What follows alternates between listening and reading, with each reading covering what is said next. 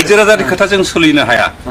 Government साख्रिखौल' साख्रि होना दा जोंहा गोबां कम्पानिफोर फैगासिनो दङ। दा हमनानै ला जोङो कस फेक्टरिखौ जों बावैसोनो स्टार्ट खालामसिगोन। हाग्रामाया जोंनि बिटिसि हालामनि जेसेबां हा ओनसोल दं बेनि 34%नि एसे लाजिनो सोलों फेरेंगा आरो गबिन्द। सोरखौबा रायनायनि सिगां गाव सैथो खामानिखौ मावनो हादोंना हायाखै, गावनि आंगो लोगोफ्रा बबे जायगायाव दं बेखौ एसे नागिर।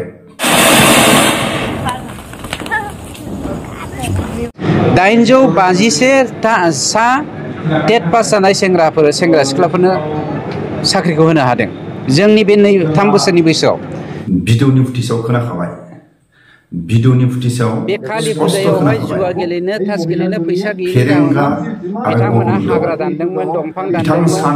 बे दंफांखौ हमनानै जोंनि फरेस्ट डिपार्टमेन्टआव लायनायनि जाहोनाव जोंनि फरेस्ट डिपार्टमेन्टखौनो बिथांमोना मेनाव उल्था खालामनो नागिरदों। गासैबो मिथिखागौ। हाग्रामाया जोंनि बिटिसि हालामनि जेसेबां हा ओनसोल दं बेनि 34%। गोथार गोसोजों दानि गोहो खुंथायाव थानानै खामानि मावदों साननानै लादोंबा बे भुल। रायजो राजाफोरनि खाथियाव सोंनो हागोन ना हाया, जोंनि खामानि मावनायफ्रा अबेबा थालांदों नामा, अबेबा खामानि मावनायाव गोरोन्थि जालांदों नामा, गावनि लोगोफोरखौ जोगारदों नामा, गावनि असे लोगोफ्रा हर सान खस्थ' खालायनानै गावजोंनो अरनबारियाव थाफानाय बिथांमोना बहा थांखो?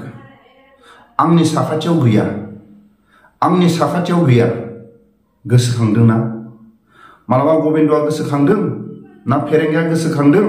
अरनबारियाव बोसोर बोसोर थानाय गावनि आंगो लोगो, गावनि सिनियर जुनियर, गावनि दैदेनगिरि, गावनि जुनियर बिथांमोना बहा थांखो? रायजो राजाफोरनि खाथियाव जोंनि गोहो खुंथायाव थानाय खामानि मावनाय खामानिफ्रा बर' हारिनि गेजेराव माबाफोर थालांदों नामा? गावनि लोगोफोरनि खामानि मावना थालांदों? दिनै सोंथि गैया, सोंनाय गैया।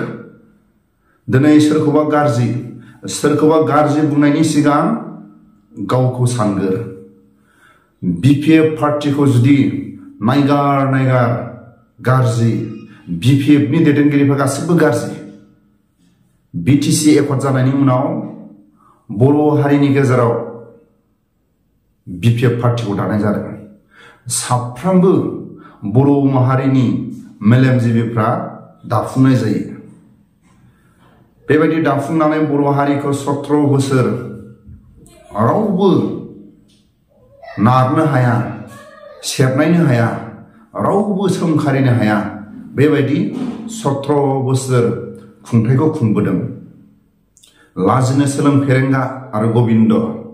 बिनि थाखायनो आं एक्स एनडिएफबिफ्रा जुदि खौसे दंमारोबा, एक्स एनडिएफबिफ्रा जुदि खौसे दङब्ला उननि समाव एमसिएलए, एमएलए बेबायदि जुदि लामाखौ साननानै दंबा एक्स एनडिएफबिफ्रा फैबाय थानाय समाव एमएलए, एमपि, एमसिएलए बिदिनो सोरबा बिपिएफ पार्टिनि, सोरबा इउपिएल पार्टिनि जानानै सोरबा एक्स एनडिएफबिफ्रा समाजनि खामानि मावनो होननानै जुदि आवगायोबा बे सानै दैदेनगिरिनि थाखायनो रावबो चान्स मोननाय नङा। गबिन्द आरो फेरेंगा बे सानैनि थाखायनो एक्स एनडिएफबिफ्रा रावबो रायजो राजाफोरनिफ्राय सुबिदा बा हेफाजाब मदद मोननाय नङा। एक्स एनडिएफबिफ्रा जुदि खौसे दङब्ला सासे बर' बिमानि थैजों जोनोम जानाय हिसाबै आं खावलायो। एक्स एनडिएफबिफ्रा खौसे दंबा, एक्स एनडिएफबिफ्रा हारिनि थाखाय जुदि खामानि मावनो गोसो दंबा फेरेंगा आरो गबिन्द प्रमद बर'जों सावरायनानै बोख्लाय, बिथां सानैखौ दोन समाजनि गेजेराव बोख्लाय। आरो जुदि मोजां खामानि मावदोंबा गावसिनि खामानि मावनायफ्रा हाग्रामा महिलानिफ्राय गाज्रिसिन जादों ना मोजांसिन जादों? नाथाय गाज्रि खामानि मावनाया अबेबा खामानि मावनायफ्रा बिपिएफ पार्टियाबो थालांदों जानो हागौ। खामानि मावनायाव नैबे खामानिखौ जों मावदों नैबे खामानिखौ बिपिएफ पार्टिया मावाखै बेबायदि लाजि फोनांलाय नाथाय गासैबो बिपिएफ पार्टिनि मानसिफ्रा दंफां सिखाव मानसि मोजां गैया बे रावा बहानिफ्राय फैखो फेरेंगानियाव गोसोआव जुदि सैथोबा गबिन्द बसुमतारीनि गोसोआव जुदि सैथोबा गावनि आंगो लोगोफ्रा बहा थांखो अरनबारि गेजेराव एखे लोगो थानाय एखे खस्थ' लानाय सिनियर जुनियर बिथांमोना बहा थांखो एसे साननानै नाय एसे लाजिनो सोलों फेरेंगा आरो गबिन्द सोरखौबा रायनायनि सिगां गाव सैथो खामानिखौ मावनो हादोंना हायाखै गावनि आंगो लोगोफ्रा बबे जायगायाव दं बेखौ एसे नागिर